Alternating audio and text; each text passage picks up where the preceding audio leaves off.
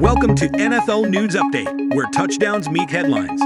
Stay in the game with the freshest NFL updates. This is your quick dive into football fervor. From the Ice Bowl to the Dez Caught It game to a 2016 divisional round thriller in Dallas, the Cowboys and Packers have a long, storied postseason history. They've met in the playoffs 8 times. Each team has won 4. Now the two Titanic franchises will meet Sunday in a legacy game for Cowboys head coach Mike McCarthy. He's led Dallas to 3 straight 12-5 finishes, but this is arguably the best team he's had since taking the Cowboys job in 2020. McCarthy's teams have gone 1-2 in the playoffs since, with their only win on the road.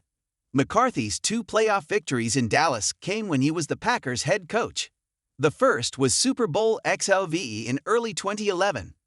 The second was the 34-31 Classic 7 years ago, when Green Bay coughed up an 18-point lead but won it with 2 50-plus-yard field goals in the final 2 minutes.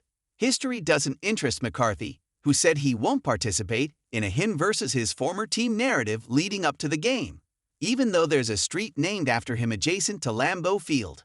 Only a handful of current Packers even played for McCarthy, who was fired mid-season in 2019. But in his first game against them last season, the Packers wiped out a 14-point fourth-quarter deficit to beat the Cowboys in overtime at Lambeau. McCarthy knows the pressure is on his team to produce. The Cowboys are favored for a reason, but the Packers look like a scary opponent. The Cowboys have won every game at home this season, scoring 30 or more in all but one of those 8 games, and they've run their win streak at AT&T Stadium to 16. Dating back to last season. The Packers were only 4-5 on the road, but won 3 of their final 4 away from Lambeau. Dak Prescott has been terrific this season, leading the league in touchdowns passes with 36. None other than Jordan Love, 32. This one has a chance to be another classic in the team's histories, but if the Cowboys can't defend home turf, it could be a massive blow for a franchise that hasn't had much playoff success in recent years. Packers could have hands full trying to slow down Dak Prescott. CeeDee Lamb. One of McCarthy's best cap feathers since seizing play calling on offense has been to get the ball into Lamb's hands more. He's averaging nearly 9 touches per game, and the Cowboys' offense has reached a new level. It's been hugely beneficial for Prescott in his best season to date, as he's cut down on turnovers, 5 interceptions in his past 12 games, and kept his other top targets, wide receiver Brandon Cooks and tight end Jake Ferguson, busy while still feeding Lamb regularly. Getting picks could be tough for Green Bay, which had the second fewest, 7, in the league, although pressuring Prescott could be easier. The Packers have been remarkably middle of the pack in a lot of defensive rankings, but are 9th in sack percentage, 7.4%, just behind Dallas. The Cowboys haven't pass blocked for Prescott as well as you might think. He took 39 sacks, including 17 during their toughest 5-game stretch of the season in November and December. Especially watch the Packers' Kenny Clark when he's matched with Cowboys' right Terrence Steele, a potential mismatch. But can the Packers cover well enough if the pass rush isn't thriving? Fair question. Since trading Rasul Douglas, Green Bay's secondary has been taxed, with Kaizen Nixon and Carrington Valentine on trial by fire. But even Jair Alexander has had something of a lost season, marred by injuries and suspension. Baker Mayfield and Bryce Young both threw for 300-plus yards down the stretch on this defense. If it had trouble stopping DJ Chark, what might Lamb and Cooks do to this unit? 2. Who means more for Green Bay? Jordan Love or Aaron Jones? The obvious and easy answer is, of course, Love, who capped a first season that ended up pretty brilliant, even with some speed bumps along the way in his initial year starting. Notice how he finished, though, 18 TDs and 1 ANT in his final 8 games, and he's done it during a stretch when several of his pass catchers, including Jones, have been in and out of the lineup. Love has adjusted to the rotating personnel, while the team had its back against the wall, and somehow thrived. Led by Micah Parsons and Daron Bland, Dallas' defense has been good this season, no doubt, even if it's not sacking quarterbacks or taking the ball away at quite the same level as last season. Offensive tackles Rashid Walker and Zach Tom surely will have their hands full with Parsons and DeMarcus Lawrence.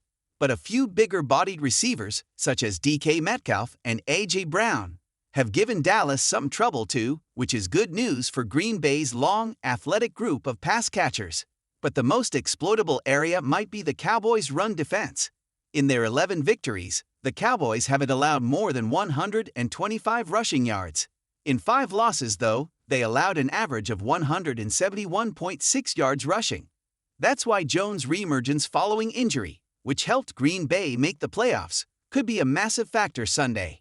We've never seen Love's poise tested in a raucous playoff atmosphere before, and 6 of his 11 ANTs came in the fourth quarter.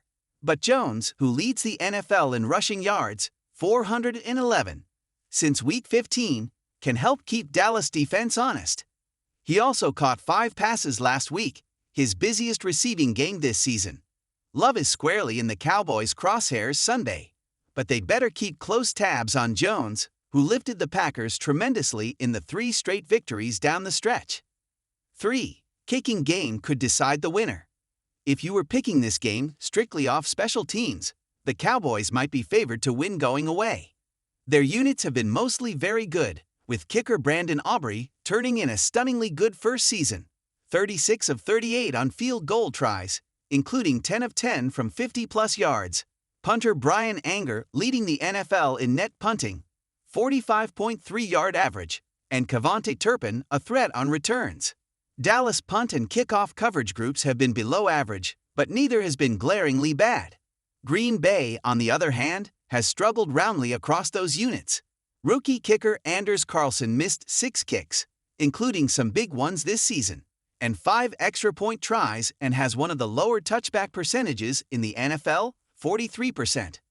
In a big game against the Bears last week, Carlson missed a 41-yarder, and the Packers botched their final possession of the first half, perhaps because head coach Matt LaFleur couldn't trust his kicker and felt they had to go for 6. On the opposite end of the spectrum from Anger is Packers punter Daniel Whelan, whose 39.4-yard net ranked 31st best in the league.